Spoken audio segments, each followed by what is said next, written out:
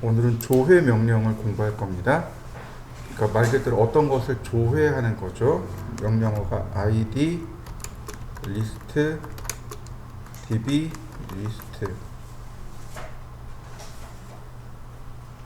그 다음에 여기는 뭐 그닥 중요하지 않아요. dist. 얘는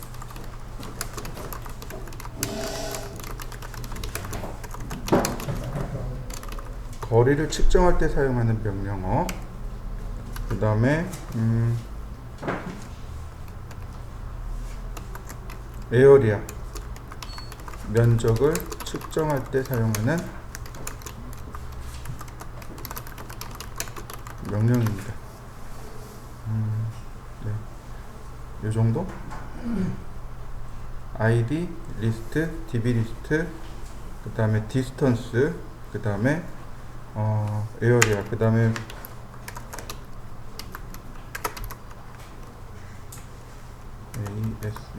매주어 지오,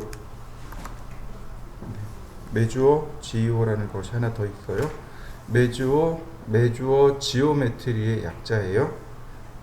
요거는 이제 커맨드 라인, 아니 커맨드보다는 리본 메뉴를 활용하시면 더 좋을 것 같습니다. 자, id라는 명령어, list라는 명령어, db list는 그닥 중요하지 않습니다. 어렵지도 않고요. 여기 있는 명령어들 하나도 어렵지 않습니다. 자, 화면을 잠깐 보세요. 제가 서클을 하나 그렸습니다. 라인도 이렇게 하나 그렸습니다. id라고 하는 건 identify의 약자로 해당 위치를 클릭하면 해당 위치에 대한 x, y, z에 대한 정보가 나옵니다. 네, 이걸로 끝입니다. 자, 그 다음 리스트. 이번엔 객체를 선택합니다. 그리고 엔터. 그러면 해당 객체에 대한 정보가 이렇게 나와요. 하나를 찾았습니다. 그 객체에 대한 정보는 선이고, 레이어가 0에 있고, 프롬 포인트 시작점은 이렇고, 투 포인트 끝나는 점은 이렇고, 랭스는 선의 길이는 이렇고, 각도는 이렇습니다. 캐드는 각도는 소수점이 안 나옵니다. 그러니까 정확하게 이게 50.0이 아니란 뜻이에요. 그 다음에 서로 델타 XYZ가 이렇습니다 라고 정보가 나옵니다. 보세요. 서클을 선택했습니다. 그러면 네, 서클이네요. 모델 스페이스에 있고, 센터 포인트가 이렇고, 라디어스 반지름은 이렇고, 원돌렌이 이렇고, 면적은 이렇습니다 라고 나옵니다. 이게 리스트예요. 자, 한번 해보시죠. 네, 컨트롤하고 숫자 1을 누르시면 이렇게 속성창이 뜹니다. 선택하면 이 선택한 요 부분의 정보, 지오메트리에 대한 정보, 요게 바로 리스트에 대한 정보입니다.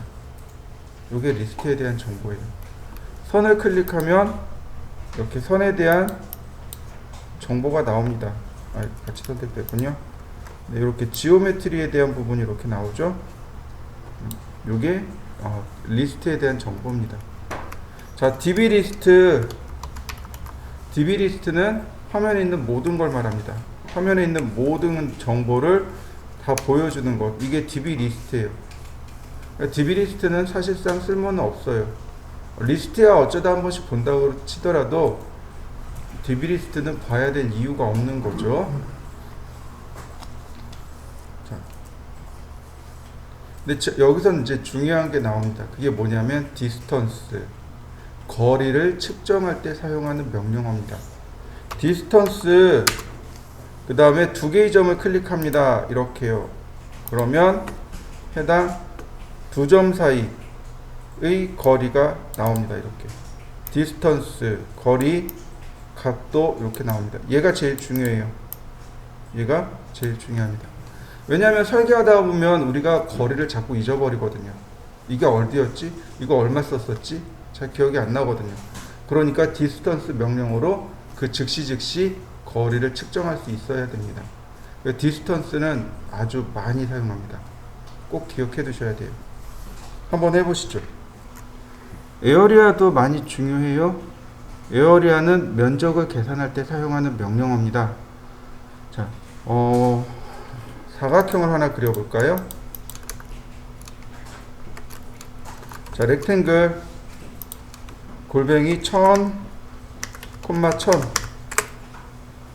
1000,000입니다. 1m에 1m예요. 자, 면적을 할 때 잠깐 우리 몇 가지 조금만 해보자고요.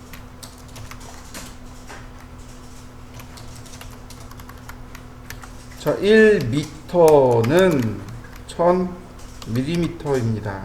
맞습니까? 요거는 외워두셔야 돼요. 제가 자꾸 1000단위 자릿수를 찍는 이유가 요게 변환하기 쉬워서 그래요. 공 3개 싹 빼버리면 미터가 돼버립니다. 자, 그러면 면적이니까 1m 제곱이 나오겠죠. 그죠? 제곱이 나옵니다. 그러면 1m 제곱은 몇 밀리미터 제곱일까요? 그쵸? 1000 곱하기 1000 하면 되죠. 그러니까 뒤에 이렇게 붙이면 돼요. 100만 밀리미터 제곱이 됩니다. 이해되셨나요? 그럼 하나 더요. 1m 세제곱은요? 1.00000000 이렇게 되겠죠. 자, 이해되시나요? 왜냐면 1000이 되니까 1000을 곱하면 되니까 공 3개를 더 더해야 되는 거죠. 그래서 우리가 이렇게 사용합니다 라는 거를 기억해 두세요. 왜냐면 그래서 제가 일부러 1000mm에 1000mm를 쓴 겁니다. 자, 에어리아 했더니 캐드가 물어봐요. 퍼스트 코너 포인트, 첫 번째 코너점, 구석점을 입력해 주세요. 아니면 오브젝트를 입력해 주세요.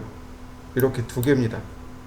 면적 계산하는 건 이렇게 두 개예요. 면적을 실제로 계산하는 방식은 두 개입니다. 코너점을 하나씩 클릭해서 해당 면적을 구하거나 아니면 오브젝트를 이용해서 한 번에 딱 클릭해서 면적을 계산하거나 두 가지 중 하나입니다. 자, 보세요. 코너 포인트 클릭했습니다. 또 클릭합니다. 자, 파란색 영역이 나오는 거 보이시죠? 자, 이 상태에서 엔터. 그러면 여기 나오는 거 보이시나요? 면적이 100만 밀리미터 제곱입니다. 확인해 보시죠. 서클 반지름 500. 이번엔 반지름 500이에요. 에어리아. 그리고 코너 포인트를 찍으려고 보니까 원은 코너 포인트가 없네요. 그죠? 그래서 오브젝트를 쓰는 겁니다. 그냥 다이렉트로 클릭하면 끝납니다. 그러면 면적 에어리아와 원둘레가 딱 계산되어져 나옵니다. 한번 해보시죠. 서클 중간점에서 반지름 250 그리고 트림. 자, 250짜리를 중간에 하나 그렸어요. 얘는 면적이 얼마일까요? 자, 아크. 자, 코너 포인트로 클릭을 하면 되는데 이렇게. 근데 중간에 여기 아크가 나왔잖아요. 여기 아크가 있어요. 아크를 클릭해 줍니다. 아유, 모양이 반대로 나왔네요. 그 다음에 언더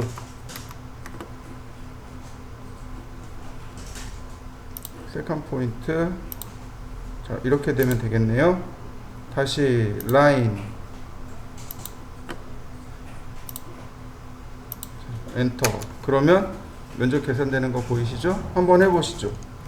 잘 안되고, 그죠? 자, 근데 이거 해결할 수 있는 방법이 있어요. 우리가 배웠을 거예요. 안 배웠나요? 네, 안 배웠군요. 자, 이때 쓸 수 있는 명령어가 있습니다. 그게 어떤 거냐면 조인이라는 명령어가 있습니다. 조인이에요. 조인은 연결하다라는 명령입니다. 즉 선, 원을 하나의 폴리선으로 연결하는 명령입니다. 이게 조인이에요. 조인한 것 같기도 한데 안 했을까요? 기억이 없네요. 여기까지 없으면 없는 걸로. 조인이라는 명령을 쓰면 됩니다. 자, 보세요. 지금 떨어져 있죠. 얘하고 떨어져 있죠. 자, 조인. 그러면 얘 캐드가 물어봅니다. 셀렉트 선택해 주세요. 소스 오브젝트. 원본 객체를 선택해 주세요. 선택합니다. 클릭하는 순간 내용이 바뀌어요. 셀렉트 오브젝트 투 조인, 연결할, 즉 결합할 오브젝트를 선택해 주세요. 그리고 엔터. 그러면 이렇게 하나의 객체로 선택이 됩니다. 그러면 에어리아 오브젝트 그리고 클릭, 그러면 간단하게 계산이 끝나죠. 한번 해보시죠. 자, 제가 라인을 그려봤습니다. 라인 대충 그리죠.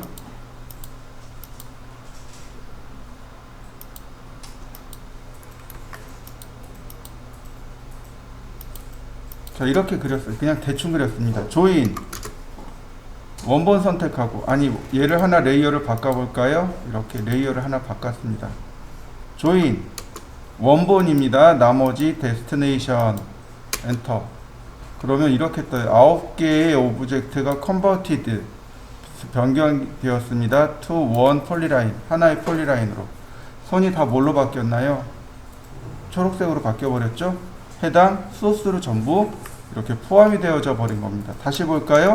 조인 그리고 나머지 선택 엔터. 그러면 그냥 이렇게 간단하게 포함이 돼 버립니다. 자, 한번 해보시죠. 지금 제가 원하는 건 얘하고 얘 두 개를 합산한 면적을 원합니다. 자, 에어리아 보시면 이제 나오는 거예요. add 에어리아, subtract 에어리아. add 에어리아는 면적 합산하기, subtract 에어리아는 면적 빼기입니다. 그럼 add 에어리아나 subtract 에어리아나 어쨌든 둘 다 코너 방식과 오브젝트 방식밖에 없습니다. 자, 보세요. add 에어리아 면적 합산하기입니다. 그러면 눌렀는데 코너 포인트로 합산하시겠습니까? 오브젝트로 합산하시겠습니까? 오브젝트로 합산할 겁니다. 클릭하고 그리고 엔터. 그러면 자, 보시죠. 첫 번째 선택한 것에 대한 면적, 두 번째 선택한 것에 대한 면적, 토탈 면적. 얘가 토탈 면적이네요. 합산해서 면적이 계산되어집니다. 한번 해보시죠. 이번엔 이렇게 해보죠. 서클 반지름 250, 서클 반지름 250. 전체 면적에서 요만큼 구멍을 내서 뺄 겁니다. 에어리아.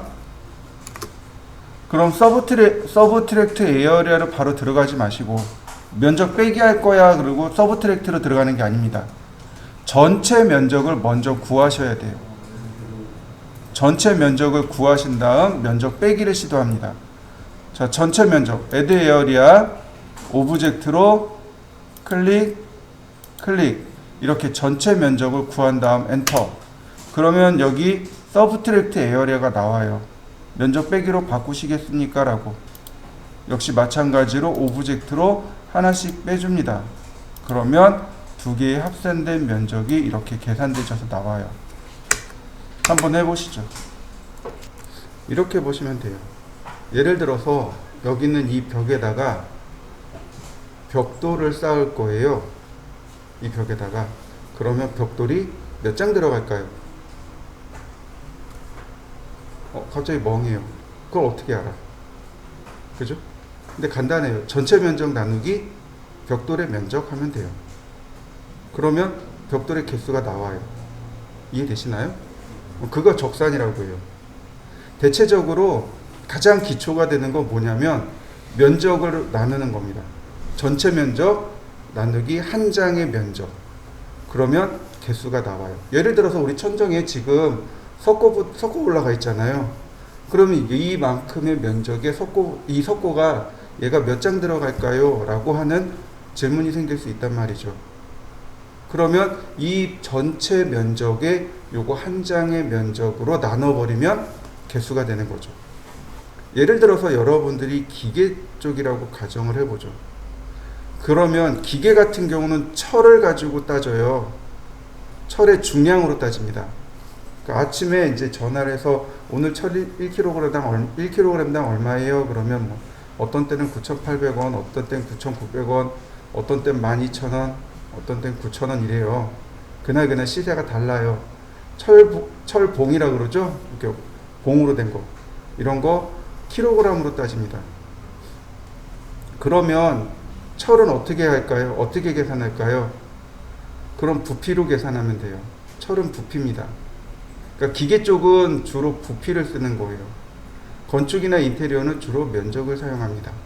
무슨 얘기인지 이해되시죠? 자, 이렇게 해보시면 돼요. 부피잖아요. 그죠? 그러면 가로 곱하기 세로 곱하기 높이. 그죠? 이러면 절대로 중량이 안 나옵니다.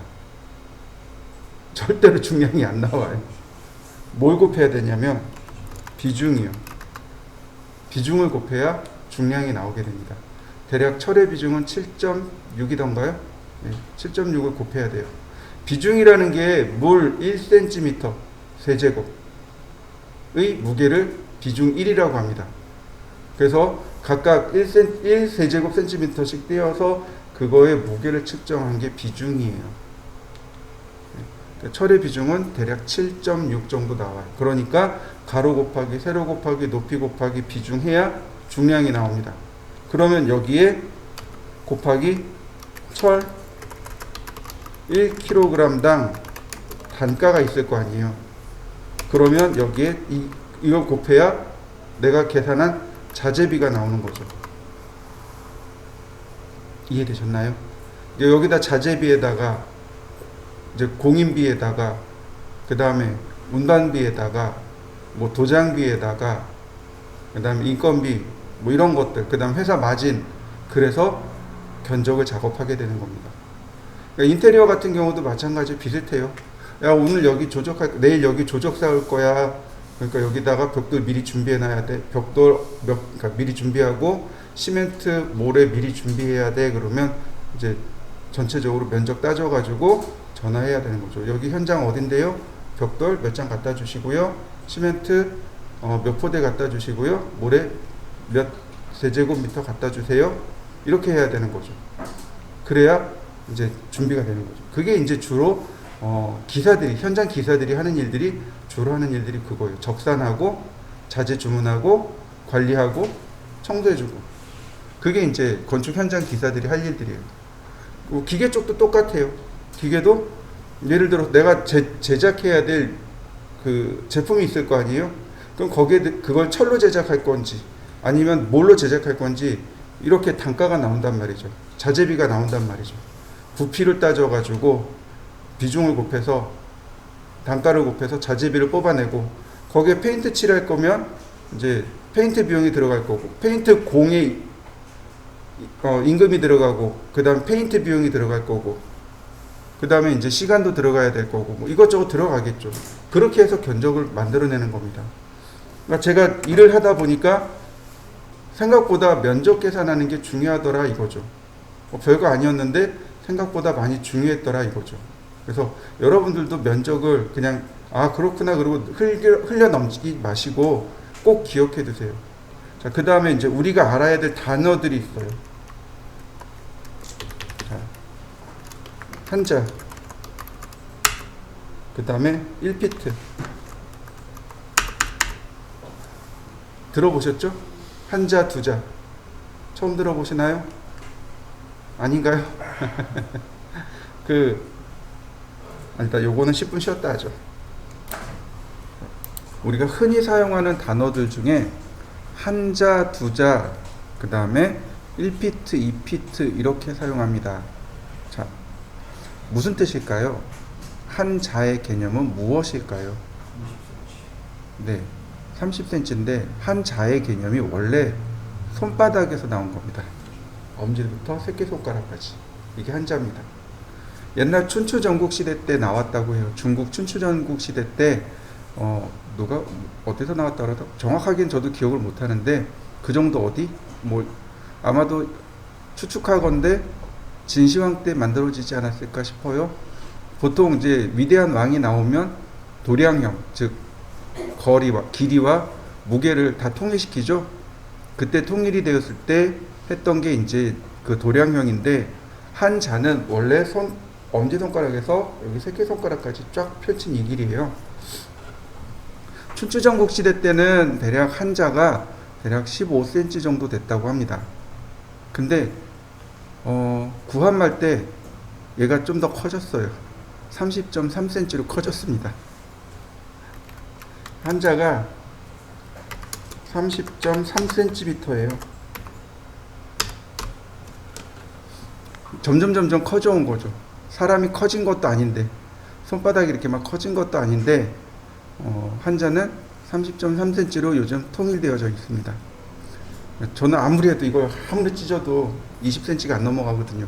손가락이 작아가지고. 그 라흐마니노프라는 사람 혹시 아세요?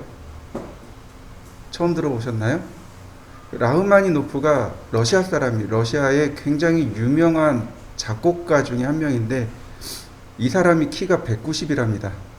근데 이 사람이 건반 이렇게 딱 잡으면 여기서부터 여기까지 한 30cm가 넘어가요. 일반적으로.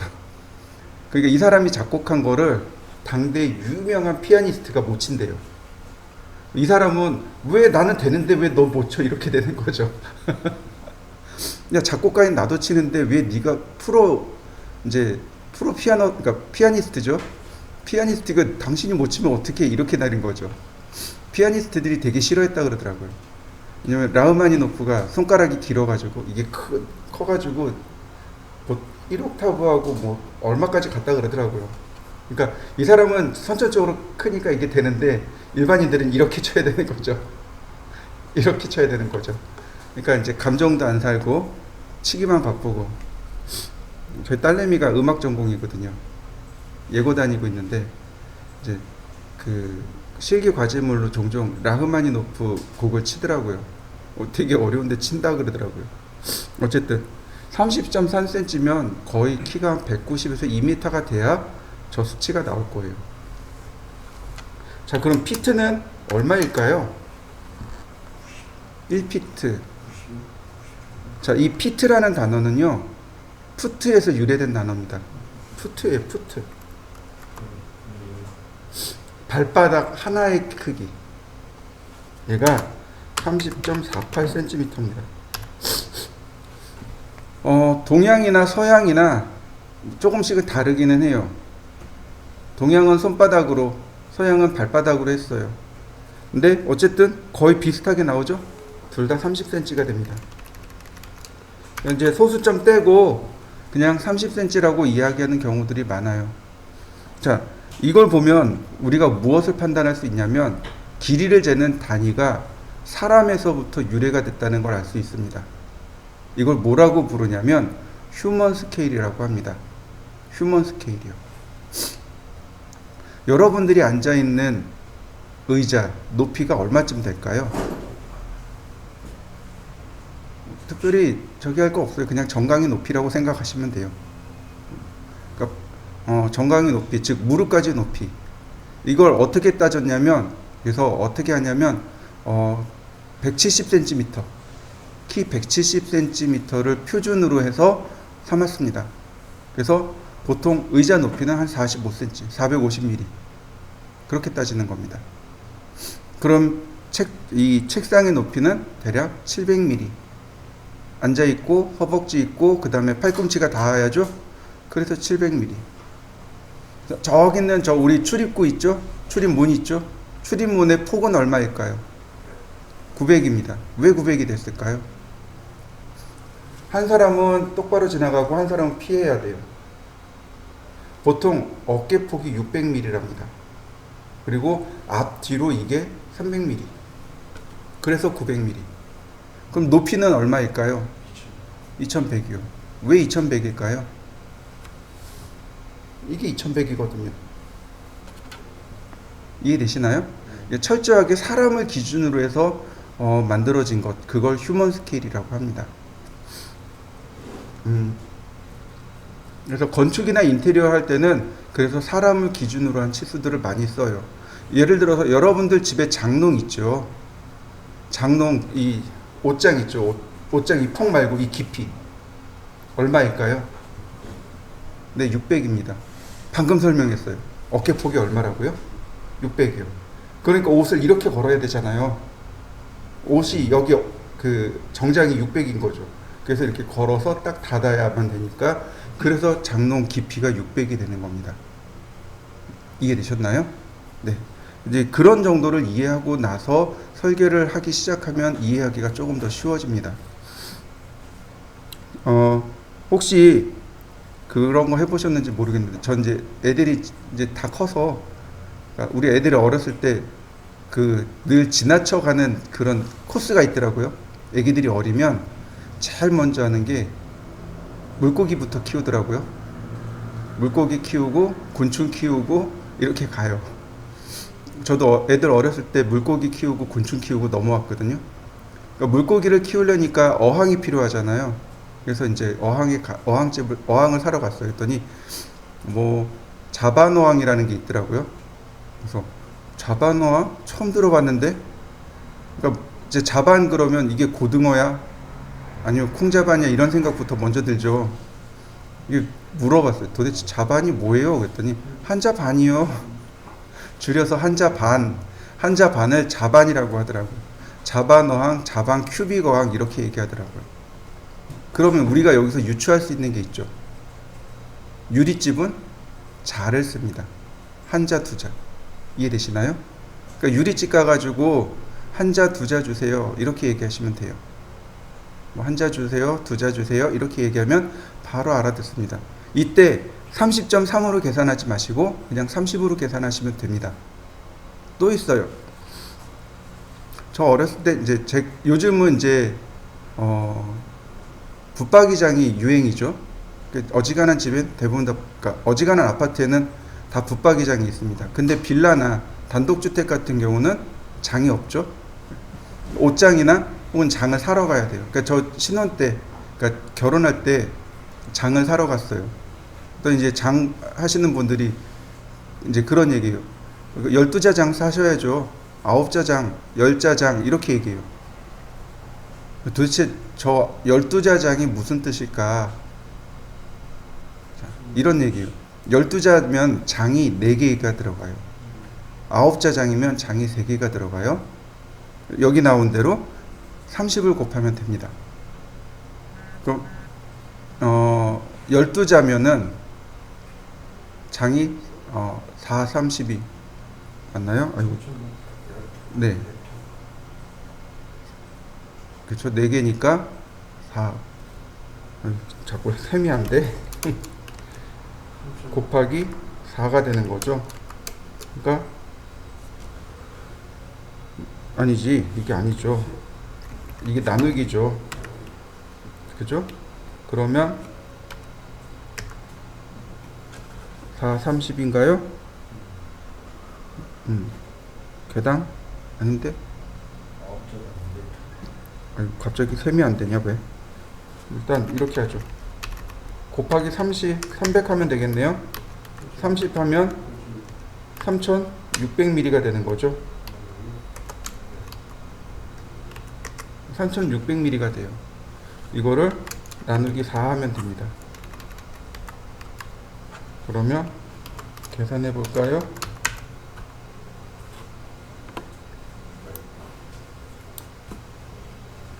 자, 그러면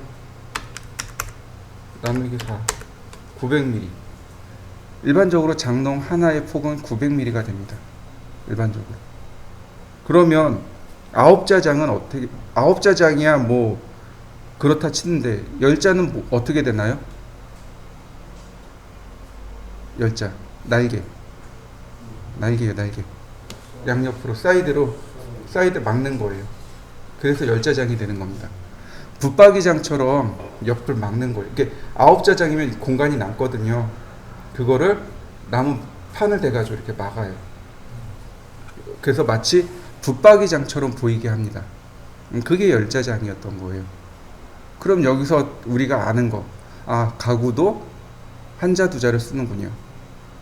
근데 여기서 조금만 더 유추를 하면 가구는 나무 쓰죠. 그럼 나무도 자를 씁니다. 이해되시나요? 합판이라고 하죠. 흔히 합판을 사러 가면 이렇게 얘기해요. 6T 36 주세요.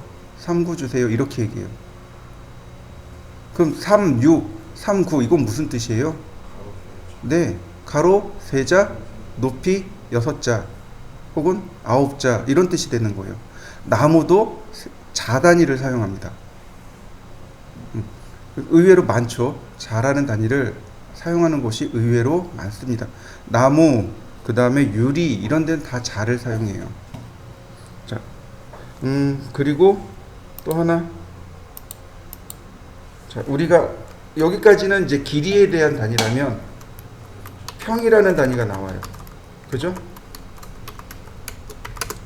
한 평, 두 평 그러잖아요. 집 살 때 미터 제곱으로 다 단위가 환산이 되었긴 하지만 여전히 평으로 사용해요. 그죠? 그럼 한 평은 도대체 몇 센티미터이죠? 몇 미터이죠? 한 평은? 자, 3.3 미터 제곱을 한 평이라고 합니다. 3.3 미터 제곱이 한 평이에요. 그러면 여기서 하나 다시 질문하죠. 그러면 3.3 미터 제곱이면 가로 얼마, 세로 얼마일까요? 이러면 딱 막히죠. 그죠? 가로 1.8 미터 곱하기 세로 1.8 미터입니다. 가로 세로 1.8 미터예요. 근데 더 정확하게 뭐냐면 6자 곱하기 6자입니다. 이게 한 평이에요. 6자 곱하기 6자가 결국은 한 평이 되는 겁니다. 이게 이제 우리가 흔히 사용하는 면적에 대해서 사용하는 거예요. 그러니까 이런 바닥이나 혹은 벽지나 이런 데는 다 또 평 단위를 써요. 여기 10평이네요. 이렇게 평으로 사용합니다. 벽지집 갔는데 벽지 하는 아저씨가 와가지고 여기 몇 평이네요. 이렇게 얘기해요. 그 다음에 이제 그 장판집 있죠? 장판집 아저씨도 와가지고 이거 몇 평이네요. 이렇게 평수를 이야기합니다. 자, 여기서 조금만 더 나가보죠. 헤베, 루베. 헤베, 루베라는 단어가 나와요. 무슨 뜻일까요? 네. 헤베는 1 미터 제곱을 말합니다. 루베는 1 미터 세제곱을 말합니다. 이해되시죠? 네. 그러니까 처음엔 당황했어요. 건축 현장에 나갔는데 여기 5회배네 6회배네 이렇게 얘기해요. 처음 들어봤어요. 해배가. 저 단어가 뭐지? 근데 금방 눈치챌 수 있었던 게 면적이더라고요. 면적에 대한 단위예요. 일본 말이에요. 입방미터란 뜻으로 평방미터. 평방미터란 뜻으로 뭐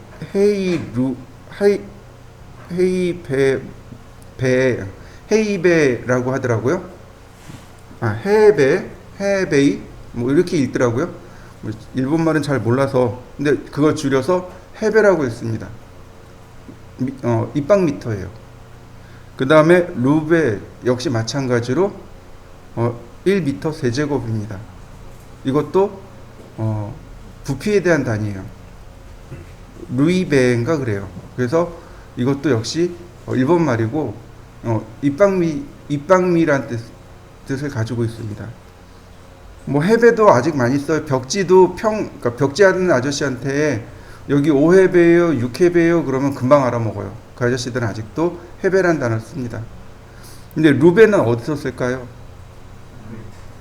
네, 레미콘이요. 레미콘 기사에다가 레미콘 기사 아저씨들이나 레미콘 회사들 있죠? 시멘트 회사들. 거기다 오늘 방통 칠 건데 오르베만 보내주세요. 그러면 알아먹어요. 그 아저씨들은. 오르베면 5m 세제곱을 뜻하겠죠. 방통이 뭐냐면 방바닥 퉁미장이요. 방바닥에다가 시멘트를 들이부을 거예요. 그러니까 5m 세제곱만 보내주세요. 이런 뜻이 돼버립니다. 처음엔 되게 당황했어요. 아, 이상한 말, 생전 듣도 보도 못한 말, 이상한 말 쓰더라고요.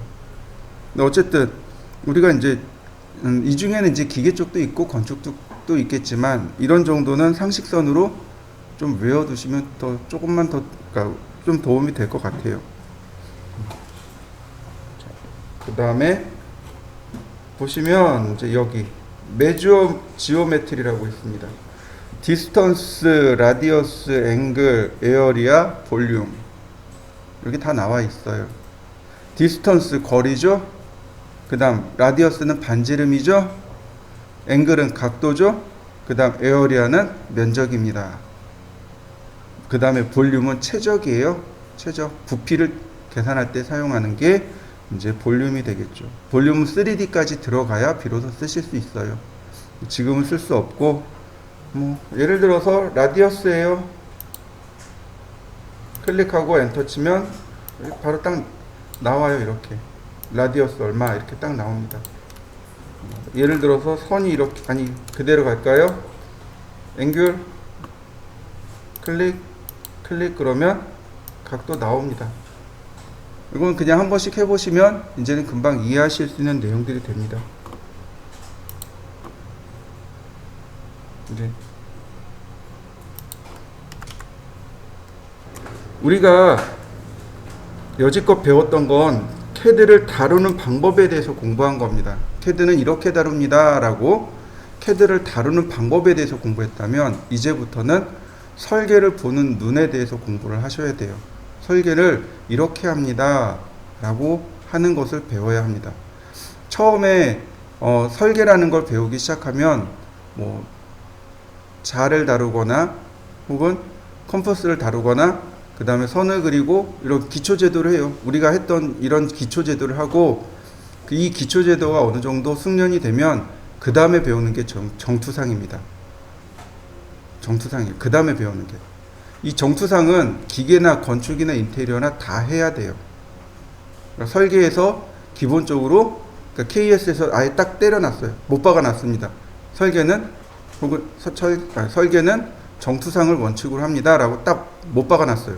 그러니까 정투상을 안 하고 설계를 하면 힘들어요. 근데 한 3년쯤 지나면 3년도 안 가요. 한 1년쯤 지나면 똑같아져요. 왜냐하면 정투상을 하는 눈이 길러지거든요. 1년이라는 시간 동안 설계를 하다 보면 정투상 능력이 길러져요. 근데 이런 거죠. 정투상을 알고 설계하는 거하고 모르고 설계하는 건 그만큼 힘들게 하느냐 쉽게 하느냐 그 차이인 거죠. 정투상을 알면 쉬운 거고 정투상을 모르면 어려운 거고. 근데 이런 거죠. 좀 더 시간이 지나면 어떻게 돼요? 결국은 숙련도가 올라가니까 잘하게 돼 있어요. 저는 공고에 공대를 나왔단 말이죠. 그러니까 당연히 잘했어요. 근데 제 친구들은 인문계 고등학교를 나와서 일반 대학 나와서 들어왔단 말이죠. 그러니까 정투상이라는 개념도 없고 설계도 모르고 어려워해요.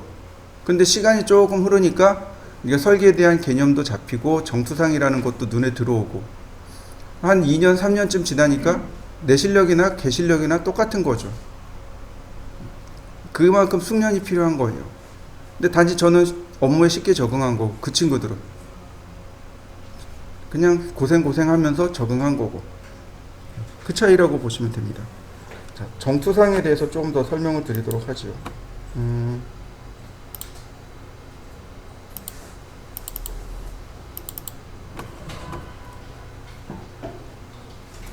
자,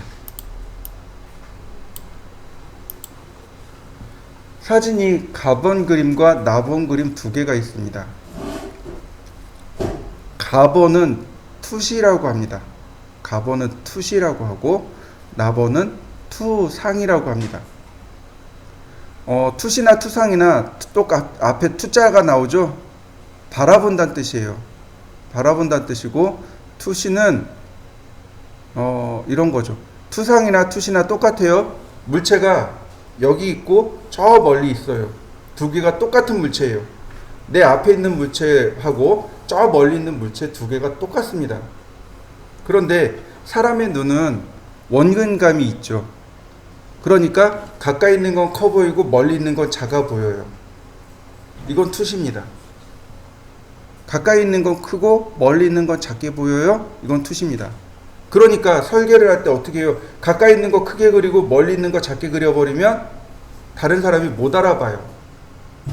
이게 왜 멀리 있고 이게 왜 작고 이게 왜 크지? 똑같은 크기인데 이렇게 되는 거죠. 이건 투시라고 합니다. 투시는 특징이 뭐냐면 소점이 발생합니다. 소점, 소실점, 점점 없어져서 사라지는 점. 예를 들어서 여러분들 기찻길 같은 거 있잖아요. 기찻길 선로 중간에 서 보셨나요? 그러니까 저는 이제 여행 가면 등산 가면 잘 했거든요. 기찻길이 여기 기차 선로 폭이 여기나 저기나 똑같아요.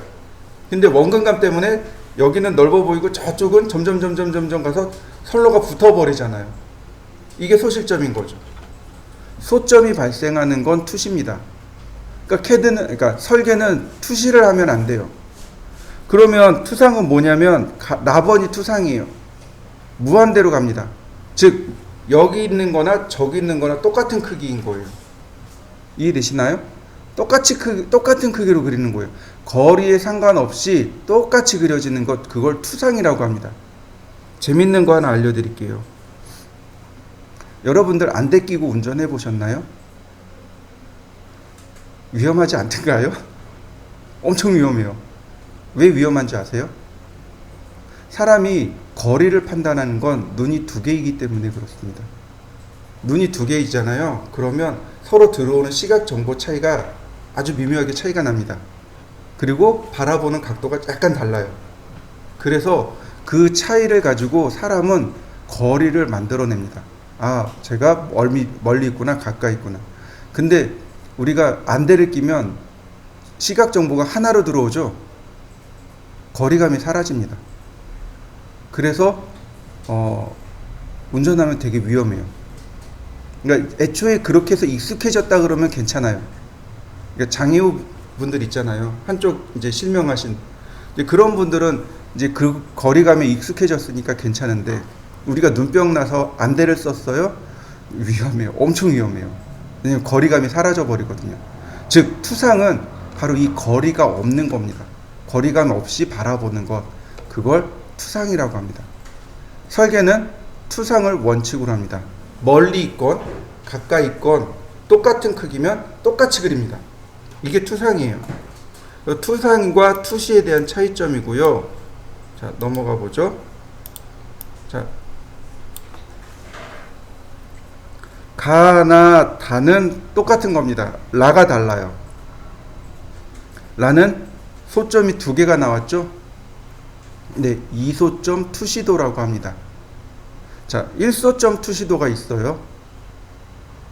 2소점 투시도가 있습니다. 3소점 투시도가 있습니다.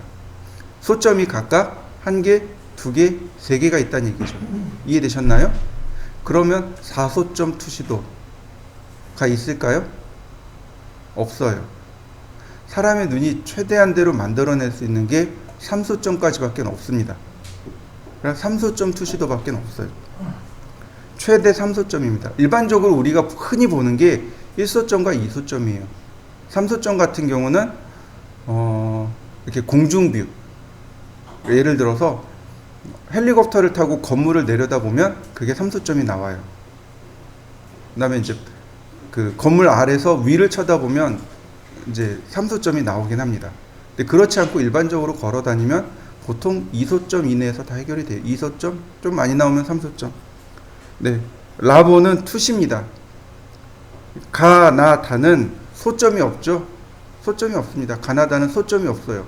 그래서 가와 나와 다는 투상도라고 합니다. 근데 투상이라고 하기엔 조금 어색해요. 기울어져 있잖아요. 근데 가번과 나번은 좌우가 똑같죠. 가는 30도, 나는 15도 이렇게 똑같은 각도로 들리워져 있습니다. 그래서 가와 나는 등, 각, 투상도라고 합니다. 등각투상이라고 해요. 같은 각으로 만들어진 투상, 그래서 등각투상, 영어로 아이소메트릭이라고 합니다. 답원은 한쪽만 들렸죠. 그래서 사투상 혹은 사축투상 이렇게 이야기합니다. 사투상 혹은 사축투상, 축이 하나만 있다는 뜻이에요. 그리고 영어로 엑소노메트릭 이렇게 이야기합니다. 투상입니다. 자, 보시면 사물을 이렇게 바라봅니다. 사물을 이렇게 바라봐요. 이게 이제 투영 방향이 되는 거죠. 이 화살표가 투영 방향이고 내가 바라보는 면은 바로 여기입니다. 이렇게가 보이는 거예요. 원근감이 없기 때문에 내가 똑바로 봐도 윗면이나 아랫면이 안 보여요. 좌우가 안 보입니다. 요만큼이 보이는 거죠. 요렇게가 보입니다. 이 선은 얘랑 일직선으로 보여요. 원근감이 없기 때문에 똑같은 라인으로 보입니다. 어쨌든 이 면이 보여요. 그 다음에 여기 있는 면이 투영면이라고 합니다. 이걸 투영면이라고 해요. 투영면의 방향에 따라서 입화면, 평화면, 이렇게 측화면 이렇게 이야기합니다. 평화면은 평평하다고 해서 평화면, 입화면은 서 있다고, 설립자 서서 입화면, 측화면은 옆에서 봤다고, 면이 옆에 생겼다고 측화면 이렇게 이야기합니다. 얘는 현재 입화면입니다. 서 있는 거죠. 근데 정면에서 바라본 정면입니다. 얘는 정면도라고 해요. 그러면 얘가 똑같이 선을 이렇게 내보냅니다.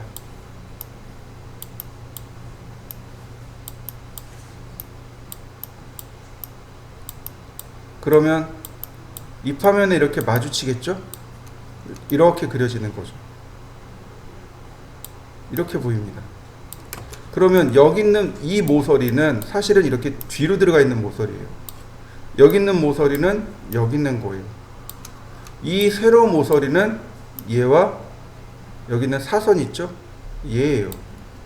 여기 있는 모서리는 얘입니다. 투상의 특징은 빗금이 안 보여요. 빗면이 안 보입니다. 그냥 평으로 보이는 거예요.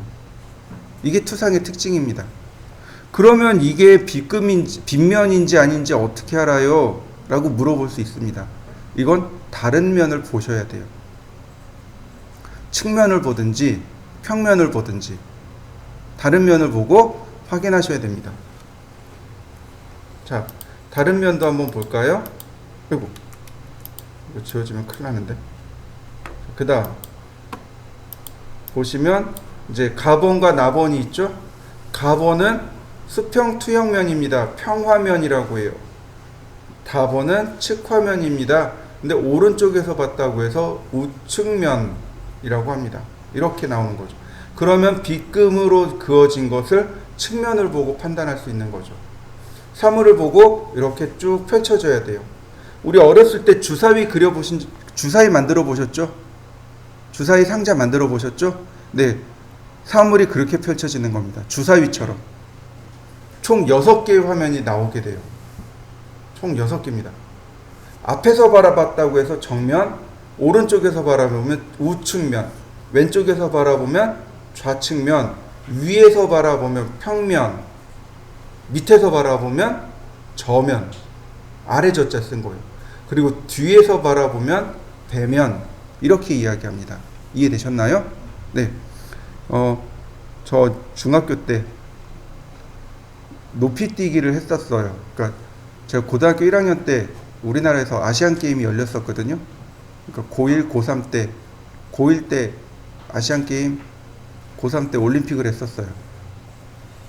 근데 그래서 체육에 대한 관심이 되게 높았어요. 그래서 선생님이 이제 높이뛰기가 뭐다 뭐 이런 거 알려주고 막 그랬었어요. 근데 이제 높이뛰기 할 때 배면뛰기라는 걸 가르쳐 주셨어요. 그래서 한 1m 배면뛰기를 했었어요. 근데 아무리 해도 이상한 거예요. 배면뛰기라는데 왜 앞으로 안 넘어가고 등으로 넘어가지? 그잖아요. 여기가 배면이잖아요. 그죠? 여기가 배면은 아니잖아요. 이게 한자인 걸 아무도 안 가르쳐 준 거예요. 선생님들이. 그냥 다 의뢰의 알겠거니 그러고 넘어간 거죠. 그러니까 난 도대체 이해가 못하는데 왜 등으로 넘는데 왜 이걸 배면이라 그러지? 전 어렸을 때 그걸 이해를 못했어요. 그 배면이라는 이 배자가 등배자예요.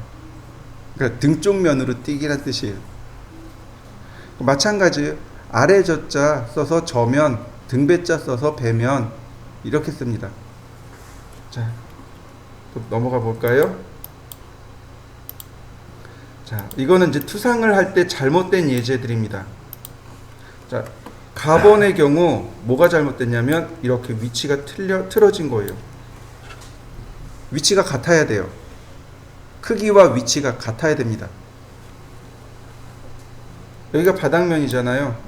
여기 위치가 다르죠? 가 그림은 위치가 다른 거예요. 크기는 같은데 위치를 다르게 그리면 안 돼요. 똑같이 맞춰서 생각을 해야만 우리가 가장 이해하기 쉽거든요. 나번은 어때요?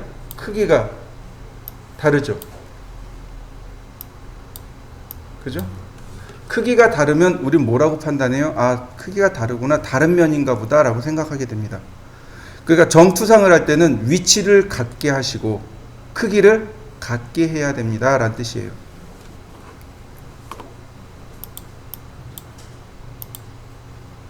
자, 보시면 이렇게 주사위 펼치듯이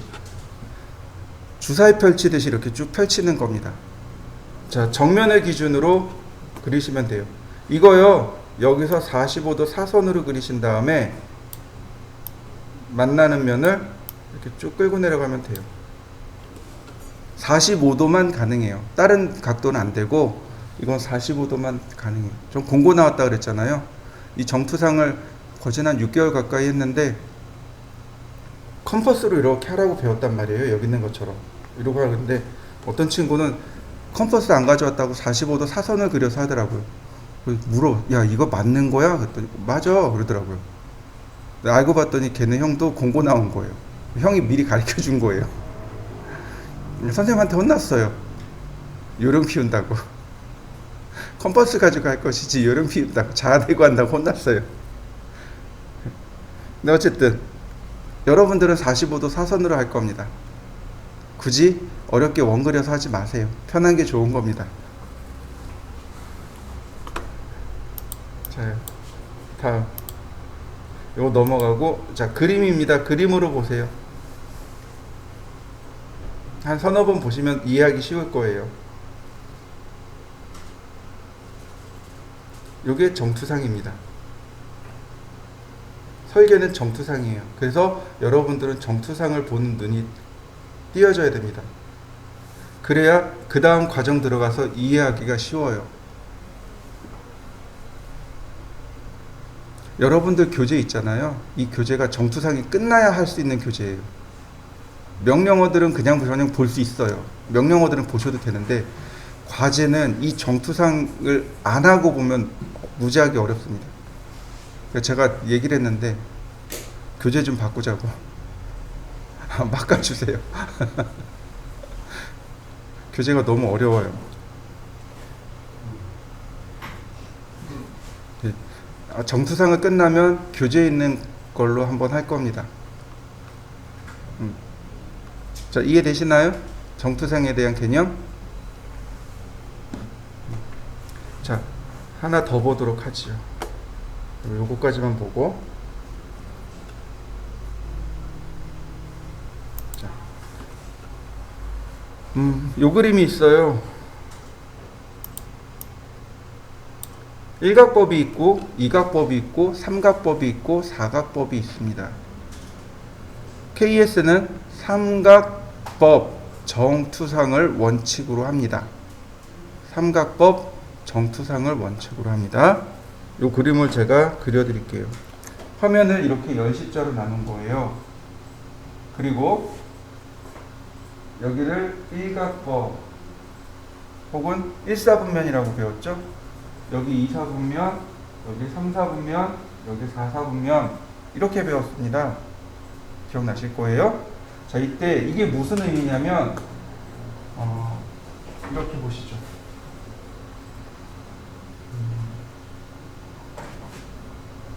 사물을 기준으로 자, 사물을 기준으로 하는데 누구를 기준으로 하냐면 정면을 기준으로 합니다. 정면을 기준 삼으시면 돼요. 예를 들어서 제가 이 리모컨을 설계를 할 겁니다. 리모컨을 설계할 건데, 자, 어딘가는 정면이 될 거고 어딘가 평면이 되겠죠. 그러면 이 리모컨 중 어디를 정면으로 삼죠? 버튼이 많은데 왜 여길 정면으로 삼을까요? 표시하기 쉬우니까. 맞아요. 더 정확하게 얘기할게요. 사물의 특징이 제일 많은 것, 그게 정면입니다. 여러분들 모니터 한번 살펴보세요. 어디에 특징이 많아요? 여러분들이 바라보는 면이 특징이 제일 많잖아요. 네, 맞아요. 거기가 정면이 되는 겁니다. 내가 여기가 특징이 많아 보여요. 그럼 여기를 정면 삼을 수 있겠죠. 내가 여기가 특징이 많아 보여요. 그럼 여기가 정면이 되는 겁니다. 이제 여기를 정면 삼으면 한 소리 듣겠죠. 야, 거기가 왜 정면이냐라고 한 소리 듣겠죠. 근데 내가 보기엔 여기가 특징이 제일 많아요. 이게 정면 맞아요. 그리고 내가 우겨버리면 아무도 말을 못하는 거죠. 조금 주관적인 개념이 들어가긴 했어요. 근데 KS에서 그렇게 딱 정해져 있어요. 정면은 사물의 특징이 제일 잘 드러나는 곳, 혹은 사물의 특징이 가장 많은 곳을 정면으로 합니다. 자, 그런 정면을 기준으로 했어요. 정면을 기준으로 위에서 바라봐요. 이거 탑이라고 하죠. 오른쪽에서 바라봐요. 이걸 라이트라고 합니다. 그러면 평화면과 측화면이 어디 생성되느냐 이거죠. 평화면과 측화면의 위치가 어디냐 이거죠. 그걸 이렇게 열십자로 그려놓은 겁니다. 이렇게. 평화면이 어디 생성되냐면 여기 생성되는 거예요. 위에서 바라봤는데 평화면이 정면의 아래에 생성이 되는 겁니다. 오른쪽에서 바라봤는데 우측 화면이 여기 생성이 되는 거예요. 여기. 그러면 이렇게 보시죠. 저면은 어디 나와요? 여기 나와요. 이렇게 바라보니까. 좌측은 여기 나오겠죠. 이게 일각법입니다. 위아래와 좌우가 서로 뒤바뀌어서 나와요. 이게 일각법이에요. 그럼 이각법은 어떻게 돼요? 여기가 정면이 이렇게 있겠죠. 프론트입니다. 위에서 내려다봐요. 평화면이 여기 있어요. 저면도는 여기 나옵니다. 오른쪽에서 바라보니 여기 나와요. 오른쪽에서 바라본 건 오른쪽에, 왼쪽에서 바라본 건 왼쪽에. 이건 조금 이해가 되네요. 이걸 이각법이라고 합니다. 자, 여기다 놓죠. 프론트. 위에서 바라봐요. 평화면이 위에 생깁니다. 그럼 저면은 아래 생겨요. 오른쪽에서 바라봅니다. 우측면이 여기 있네요. 좌측면은 여기 나오네요. 우리가 이해하기 가장 쉬워요. 그렇잖아요. 이게 딱 접어져 있다 이렇게 펼치면 되니까. 가장 이해하기 쉬운 게, 그래서 여기가 삼각이라고 합니다. 여기 삼각 정투상이에요. 정면이 여기 있어요. 위에서 바라봅니다. 정면 여기 있네요. 오른쪽에서 바라본 게 왼쪽에 상이 맺히네요. 왼쪽에서 바라본 게 상이 오른쪽에 맺혀요. 얘는 사각법이라고 합니다. 좌우가 뒤바뀐 거죠. 가장 이해하기 어려운 건 일각법이고 가장 이해하기 쉬운 건 삼각법이 되는 거죠. 그러니까 정투상을 하되 삼각법으로 정투상 하세요 라고 하는 겁니다. 무슨 얘기예요? 정면을 기준으로 정면 위에 평면을 위에다 두고, 우측면은 오른쪽에 두고, 좌측면은 왼쪽에 두고, 저면은 밑에다 두세요, 이런 뜻이 되는 겁니다. 이게 삼각 정투상이에요. 그러면 뭐 저면도 배면도 다 쓰나요? 그럼 다 써요. 예를 들어서 여러분들이 건물을 짓는다라고 가정을 해보시죠. 그러면 정면이 어딜까요? 주출입구가 정면이 되겠죠. 그죠? 주출입구가 정면입니다. 그러면 우측면은 정면 기준으로 오른쪽, 그 다음 배면, 그 다음에 정면을 기준으로 좌측면, 이렇게 되는 거예요. 기계 같은 경우도 같이 써요. 기계 같은 경우는요, 정면만 그릴 때도 있고요, 정면과 우측면만 그릴 때도 있고요. 정면과 평면만 그릴 때도 있고, 혹은 정면과 평면을 그린 다음 좌우측을 간략하게 그리는 경우도 있고, 혹은 저면을 그릴 때도 있습니다. 이건 이제 상황에 따라서 어떻게 표현하느냐, 이제 그런 내용들이 나오겠죠. 자, 어쨌든 얘는 이렇습니다. 네. 정투상에 대해서 이해되셨나요? 네, 좋습니다. 그러면 과제물을 직접 풀어보죠. 정투상 그리는 방법입니다. 자, 보시면 이게 과제물이에요. 그리고 얘가 정답입니다. 과제물이고 정답이에요. 얘에 대한 정답은 제가 안 그렸습니다. 한번 해보세요. 조금 어렵습니다. 그 다음 여기서부터는 이제 이렇게 그려지는 거죠. 요것만 그리시면 돼요. 요것만. 이때 얘 틀린 것 두 군데인가 세 군데 있어요. 요거 조심하셔야 되고, 얘도 치수가 조금 다른 게 있습니다. 확인해 보시면 되겠고요. 나머지는 틀린 거 없으니까 넘어가죠. 쭉 그려보세요.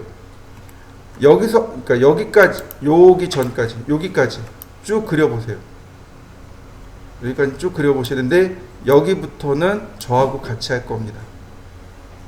조금 봤다가, 제가 기다렸다가, 여기부터는 저하고 같이 할 거예요.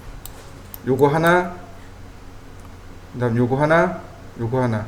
CAT 2급이 대략 이 정도 수준으로 나와요. 요 정도 수준이 CAT 2급입니다. 근데 이제 얘는 투상 때문에 갖다 놓은 거예요. 얘가 2007년도 2월 24일 날 실제 나왔던 기출문제고요. 얘는 2007년 3월 24일 날 나왔던 겁니다. 타원 때문에 얘는 갖다 놨어요. 얘는 투상이고 얘는 타원이고, 얘도 투상 때문에 갖다 놨습니다. 원에 대한 투상 때문에 갖다 놓은 거예요. 그리고 복합적으로 한번 풀어보시면 됩니다. CAT 2급 시험 보실 분들은 여기까지 다 하셔야 돼요. 자, 그러면 투상을 하는 방법은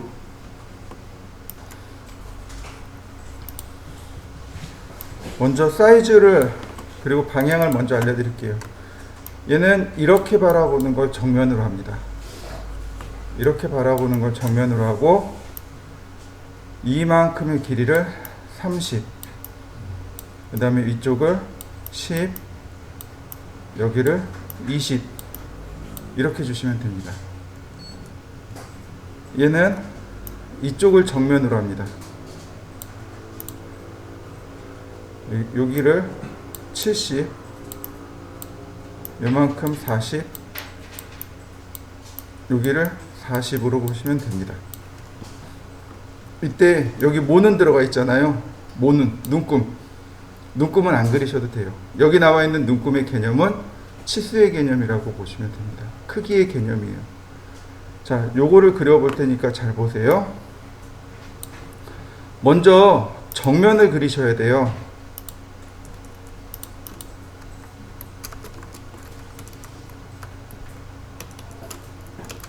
자, 정면을 먼저 그립니다. 우리가 배웠던 X라인 있죠? X라인으로 수평선 하나, 그 다음에 45도 선 하나, 45도 사선 하나, 그 다음에 90도 선 하나를 이렇게 그립니다. 3개를 그려주세요. 그 다음에 여기가 정면이 됩니다. 자, 트림으로 잘라보세요. 왼쪽 하단을. 그러면 여기가 정면의 제일 윗선이 되고, 여기가 정면의 제일 오른쪽 선이 됩니다. 이 45도 사선은 정면의 오른쪽 윗선, 위에 오른쪽 제일 끝점을 기준으로 나가는 겁니다. 옵셋 30, 옵셋 20 이렇게요. 네모 사각형 나왔죠? 여기가 정면입니다. 트림으로 끊어주세요. 이렇게 갑니다. 정면을 기준으로 45도 사선 하나, 정면과 폭이 똑같은 평면, 정면과 높이가 똑같은 측면, 이렇게 되는 겁니다. 그 다음 적당히 선을 이렇게 띄어서 그리세요. 수평선을 그리는데 이 수평선이 45도 사선과 만나면 수직으로 내려갑니다. 이렇게요. 옵셋 10mm. 이 사선은 여기까지예요. 이 사선의 길이는 여기까지입니다. 여기까지예요. 필렛 이렇게 끊으시면 돼요.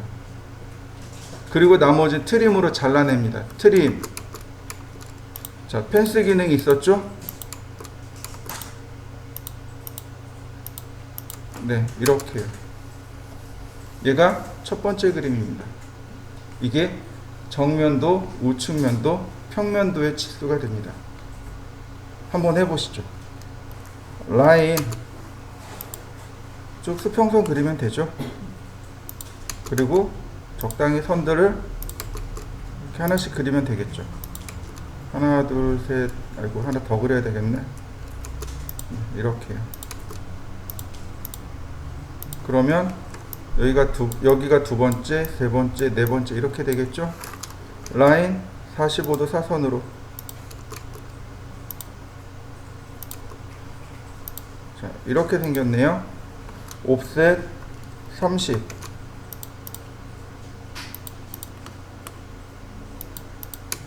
옵셋 20. 네, 트림으로 잘라냈고요. 그 다음에 적당히 위치를 잡아서 선을 내려 그리면 되겠고요. 세 개를 동시에 그리는 거죠. 지금 10mm 옵셋.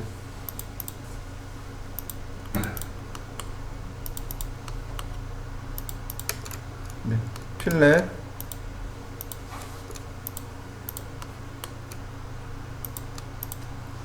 자, 트림으로 잘라 보겠습니다.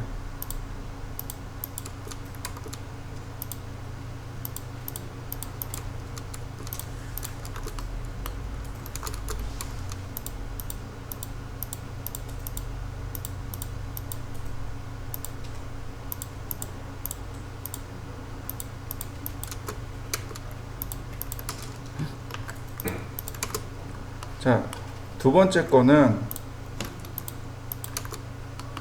여기죠. 옵셋 10mm. 필렛. 이렇게 생긴 거죠. 그러니까 위에서 보면 이 선이 보여요. 이렇게 선이 보입니다. 근데 오른쪽에서 보면 선이 보이나요? 안 보이나요? 안 보여요. 이걸 어떻게 판단하냐면 보세요. 다이렉트로 평면으로 갔죠. 얘는 어떻게 가나요? 자기 자신한테 한번 걸렸죠. 투상이 안 되는 겁니다. 얘는 은선이 됩니다. 은선이 되는 거예요. 이렇게. 히든. 이렇게 은선 처리가 되는 겁니다. 라인 타입 스케일 0.3 이렇게 0.5 이렇게 은선 처리하시면 돼요. 제가 은선에 대한 개념 설명드렸었죠. 있는데 눈에 안 보이는 선. 지금 이쪽에서 바라보니 여기밖에 안 보여요. 사실은 여기면 밖에 안 보입니다. 그런데 여기 있는 이 선이 있단 말이죠. 그래서 이렇게 은선으로 처리해서 보여주는 겁니다. 자, 다시 보세요. 옵셋 10mm.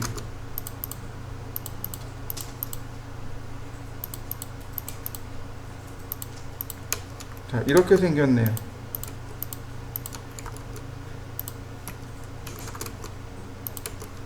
자, 얘도 마찬가지로 은선이 되겠네요. 이렇게. 자, 옵셋 10mm.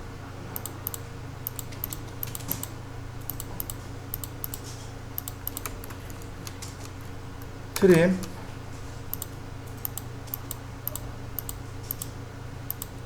네, 이렇게 생겼네요. 자, 이해되시나요? 이렇게 4개가 만들어진 겁니다. 그러면 나머지를 참조해 가지고 완성시키시면 됩니다.